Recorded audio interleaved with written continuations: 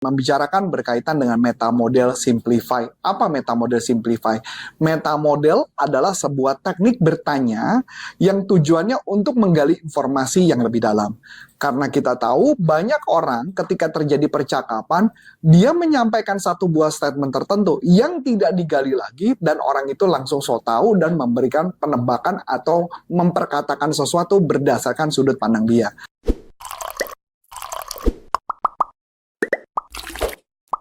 Halo, jumpa lagi bersama saya dengan Antonius Arif dari NLP Leadership Indonesia. Saya license trainer dari Dr. Richard Bandler yang bisa menerbitkan sertifikasi lisensi NLP khususnya berkaitan dengan bisnis. Kali ini saya akan membicarakan berkaitan dengan meta model simplify. Apa meta model simplify? Meta model adalah sebuah teknik bertanya yang tujuannya untuk menggali informasi yang lebih dalam. Karena kita tahu banyak orang ketika terjadi percakapan, dia menyampaikan satu buah statement tertentu yang tidak digali lagi dan orang itu langsung so tahu dan memberikan penebakan atau memperkatakan sesuatu berdasarkan sudut pandang dia. Nah, tugas kita adalah menggali informasi yang jauh lebih dalam. Nah, tugas kita, saya akan sharingkan metode-metode yang sederhana. Saya mau menceritakan satu cerita dulu yang sederhana. Saya ingat satu buah kejadian, yaitu adalah anak saya kebetulan lagi kos di Bandung. Saat itu, saya nggak tahu kenapa saya kontak anak saya rupanya bangun kesiangan. Padahal dia magang, kerja jam 10. Sampai saya telepon dia, jam 11, dia belum bangun. Ketika itu saya marah, saya kecewa banget dengan ketika anak saya tidak bangun tersebut. Ternyata ketika saya marah-marah jam 11 dan sebagainya, ternyata saya baru tahu malamnya bahwa dia ternyata sedang demam. Dan dia sedang demam tanpa saya tahu dia demam dan saya cuma marah saja. Dari pengalaman tersebut saya ingat bahwa sebelum kita menilai sesuatu lebih baik kita bertanya dulu apa yang menyebabkan kenapa seseorang melakukan tindakan itu. Nah, teknik yang sederhana yang akan saya sharingkan adalah meta model simplified. Memang meta model itu kalau dibahas panjang banget, tapi yang saya bahas adalah metode-metode sederhana yang bisa Anda pakai gunakan untuk khususnya mencari informasi yang lebih dalam berkaitan dengan orang sebelum Anda memberikan satu buah statement tertentu. Masuk akal?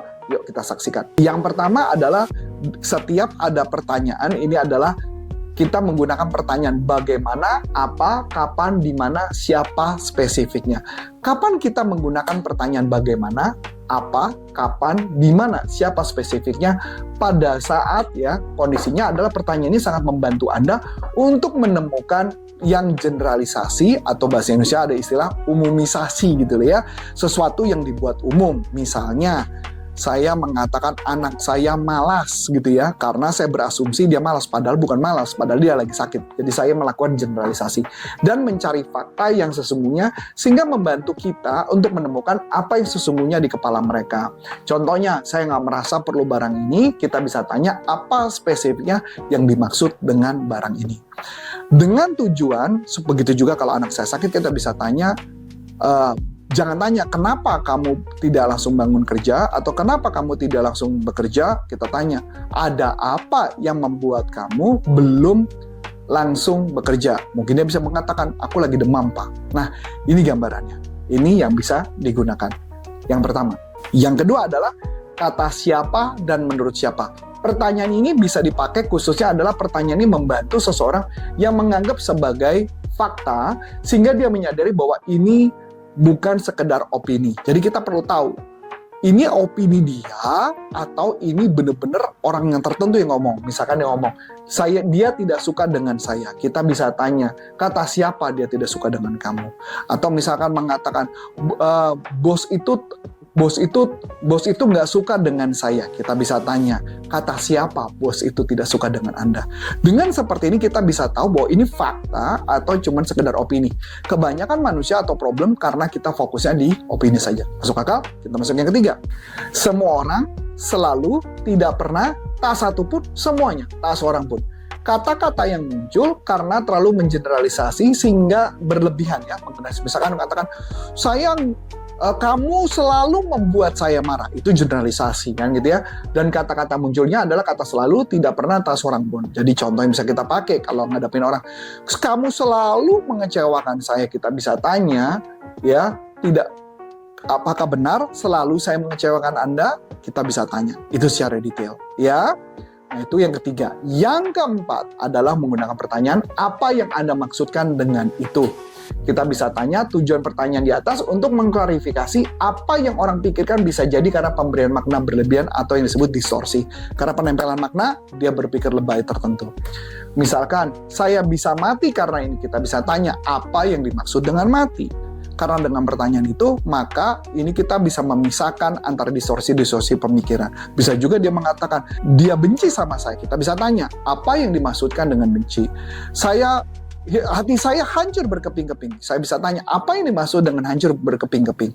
Dengan seperti ini, kita bisa memisahkan apa sebenarnya real problem, bukan lebay-lebaynya.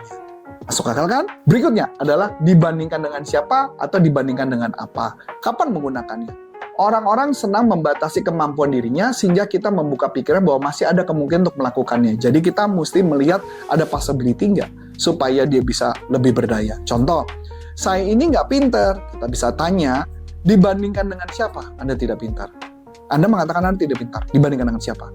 Dengan kayak gini, kita juga bisa memisahkan mana fakta, mana opini. Jangan-jangan itu cuma pemikiran dia. Masuk akal? Berikutnya adalah bagaimana Anda tahu. Saya menggunakan teknik ini untuk membuka fakta yang sebenarnya atas kejadian tertentu. Karena orang selalu berasumsi bahwa dia mengetahui sesuatu tentang dirinya. Jadi, kita perlu tahu bagaimana dia punya pemikiran-pemikiran aneh itu gitu ya. Misalkan, saya ini idiot. Misalkan dia ngomong gitu. Jadi kita bisa tanya, bagaimana kamu tahu bahwa kamu idiot? Ya, saya ini bodoh. Bagaimana kamu tahu bahwa kamu bodoh? Saya ini nggak bisa. Bagaimana kamu tahu bahwa kamu tidak bisa? Dari sini kita bisa dapat sudut pandangnya kenapa dia punya pemikiran seperti itu. Masuk akal kan? Kemudian, apa yang menghentikan Anda dan apa yang akan terjadi jika Anda bisa? Ini bisa digunakan untuk orang yang mengatakan saya nggak bisa, saya nggak mampu. Contoh, saya tidak bisa berjualan. Kita bisa tanya, apa yang menghentikan kamu untuk bisa berjualan? Atau bisa dia ngomong, saya gaptek, apa yang menghentikan kamu sehingga kamu bisa mengatakan dirimu gaptek? Dengan seperti ini, dia kebuka mental blocknya, dia bisa mengatasi problem-problem yang menghambat. Kemudian, pertanyaan apa yang terjadi jika Anda melakukannya? Dan apa yang akan terjadi jika Anda tidak melakukannya? Ini dipakai ketika mereka sudah mulai untuk memutuskan untuk melakukan sesuatu. Khususnya jika mereka masih mengatakan kata harus. Karena banyak orang yang mengatakan sesuatu, saya harus melakukannya, saya harus bisa. Kata harus itu sama saja bahwa dia sebenarnya tidak yakin dia bisa mencapai. Makanya kenapa kita harus bongkar. Jadi misalkan dia ngomong, saya harus tetap fokus. Kita bisa tanya, apa yang akan terjadi jika Anda harus tetap fokus di pekerjaan Anda? Apa yang tidak akan terjadi jika Anda tidak melakukannya? Dari sini kita bisa tahu apa real problemnya. Jadi itu saja yang mau saya sharingkan buat Anda. Dari sini Anda akan bisa belajar banyak hal bagaimana menggunakan percakapan ini. Saran saya supaya expert di bidang ini adalah Anda ajak ketemu orang, ajak ngobrol orangnya, kemudian diskusi sama orang, gunakan teknik-teknik pertanyaan ini sehingga membuat Anda lebih ahli dalam bertanya. Saya, Coach Antoni Syarif dari NLP Leadership Indonesia, Licensed Trainer of NLP, langsung dari Dr. Richard Bandler, The Society of NLP. Sampai jumpa di pertemuan berikutnya. Bye-bye.